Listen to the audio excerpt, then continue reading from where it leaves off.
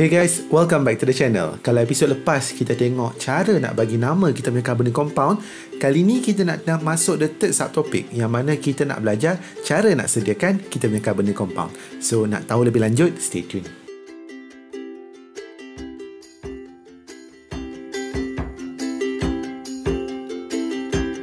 Hai, Assalamualaikum. Welcome back to the channel. As I mentioned earlier, episod kali ni kita akan discuss cara nak prepare kita punya carbonyl compound. For your information, kalau topik berkaitan cara nak prepare, there's nothing new here. Semua benda di sini telah diajar dalam chapter-chapter sebelum ni. So, apa yang akan berlaku di sini adalah saya akan ulang balik dan di hujung video, kita akan buat beberapa example. Soalan berbentuk sintesis. Okay, so kita tengok objektif kita dalam video kali ini. Kita nak prepare carbonyl compound dengan 3 cara. 1. Ozonolisis, 2. Friedel-Crafts acylation, 3. Oxidation of alcohol. So semua benda ni saya akan repeat balik apa yang dah tengok dalam episod-episod sebelum ni. The first one, ozonolysis of alkene. Kita tahu bahawa ozone is actually a very powerful oxidizing agent, dan kalau kita pair dia dengan zinc H2O, kita akan buat oxidative cleavage. Apa yang berlaku adalah kita potong kita punya alkene tu, dia buat ozonide, dan ozonide tu kalau kita react dengan zinc H2O ataupun kita boleh dengan CH3 dimethyl sulfide, okay, akan menghasilkan kita punya carbonyl compound. So kita biasa tulis dalam bentuk stepwise. 1 ozon, 2 zinc H2O, dan hasil kita adalah aldehyde dan juga ketone, depend kepada apa yang berada di bahagian tepi kita punya equation tu. Okay, so itu adalah ozonolysis of alkene. Contohnya seperti ini. Okay, kita ada 2-methyl propene. Okay, hasil kita adalah propanone dan juga metanol. Okay, so ni contoh yang lain. Kita boleh hasilkan juga dione, dan ini adalah contoh yang mana kita dapat symmetrical compound, dapat satu compound yang sama. Okay, so next one adalah cara nak hasilkan aromatic ketone, which is dengan cara buat Friedel-Crafts acylation. So kita guna Lewis acid, okay, dan kita akan dapat aromatic ketone dan acyl group RC-O-X lah. Okay, since kita guna acyl chloride. Okay, so ini adalah contoh dia. And next one adalah oxidation of primary alcohol, yang mana akan menghasilkan aldehyde. Okay, kita tengok hari tu dalam chapter alcohol, kalau kita guna weak oxidizing agent, kita akan dapat aldehyde. Kalau kita guna strong, kita akan dapat carboxylic acid untuk primary alcohol. Manakala dengan menggunakan secondary alcohol, kita akan dapat kita punya ketone. Okay, sebab oxidation dia akan buang 2 hidrogen daripada karbinol dan juga daripada OH2. Okay, so di sini kita boleh guna apa-apa saja oxidizing agent, dan hasil kita adalah ketone. Okay, so nothing new here. Semuanya benda yang telah diajar sebelum ni. Kita tengok terus example. Oh, sebelum tu kita tengok apa map of oxidation lah. Okay, di mana kita nak dapat aldehyde dan dapat ketone. So ini yang dua ni yang kita tengok dalam episod kali ini. Okay, map of oxidation ni akan dilengkapkan kemudian lagi. Alright, so next one, suggest a method to prepare ethanol. So ethanol adalah CH3 C double bond O H from ethane, CH3 CH3. So how to do this? So remember, kalau kita start dengan alkane, reagent kita cuma ada satu saja, iaitu kita boleh buat bromination. Okay, which is kita tambah Br2 in CH2 Cl2 UV, dan kita akan dapat CH3 CH2 Br. And from here, apa kita boleh buat? Kita tahu bahawa kita boleh buat nucleophilic substitution reaction dengan cara kita tambah NaOH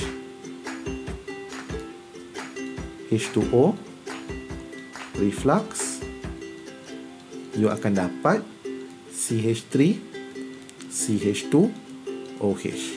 Dan once you dapat ni, you boleh oxidize lah dengan menggunakan tambah PCC in CH2 Cl2, you akan dapat you punya aldehyde. Okay, so di sini ada 1 markah, 2 markah, 3 markah untuk soalan macam ni.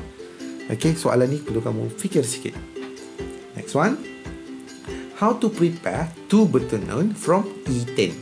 2-butanone from ethane. So ethane kita adalah 2 karbon. Nak jadi 2-butanone. Pertambahan karbon. Bermaksud saya kena buat Grignard reagent. Okay, so first kali saya jadikan dia alkane dulu. Alkane jadi haloalkane.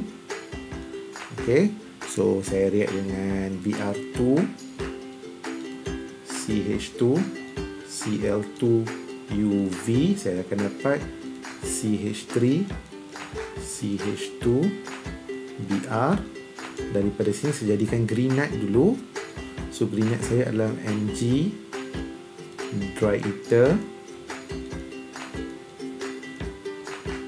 So dari sini saya akan dapat MgBr.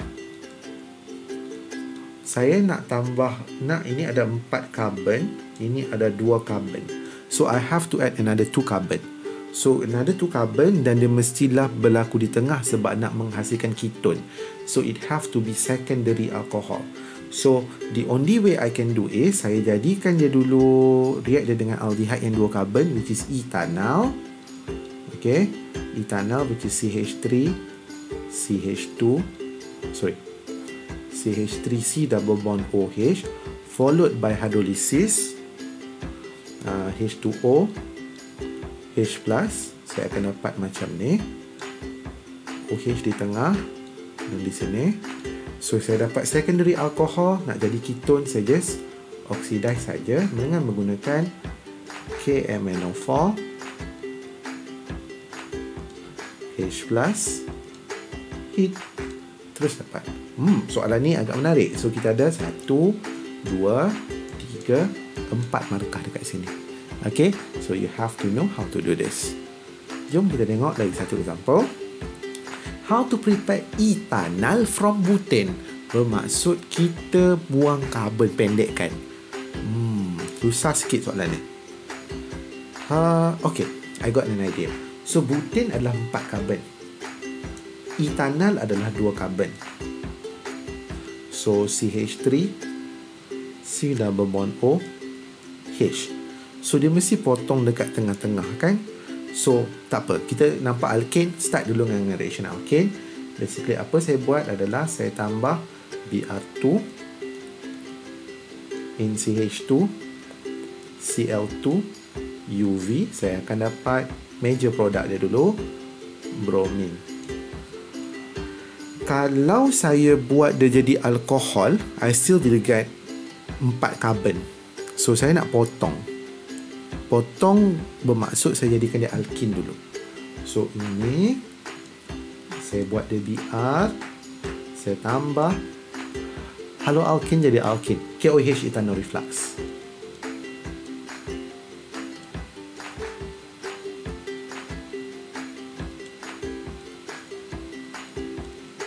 Hasil dia adalah alkin. Nampak sudah, ozonolysis. Ini kita first react dengan ozon. Second, kita nak guna dimethyl sulfide CH3 2S. Hasil dia adalah double bond O, which is kita punya ethanol. Menarik soalan ni. So dia 3 markah dekat sini lah. Okay, so ini adalah cara macam mana kita nak prepare kita punya carbonyl compound daripada cara bentuk sintesis. We can start from something, boleh pergi something. I did the same thing dengan topik alkohol hari tu. So I'm repeating the same thing here again. Okay, so I really hope you enjoy this video. Walaupun konten dalam video ni adalah basically just repetition daripada video-video lama, tetapi di hujung video tadi saya dah tengok beberapa example yang boleh membantu anda menyelesaikan soalan-soalan membentuk sintesis. Okay, indirectly kita revise sikit lah cara-cara nak reaction yang ada dalam organik ni. Okay, so I really hope you enjoy this video. Episod akan datang, apa kita akan buat adalah kita akan tengok reaction-reaction yang carbonyl compound boleh buat. With that, thank you for watching. See you next time. Assalamualaikum. Bye.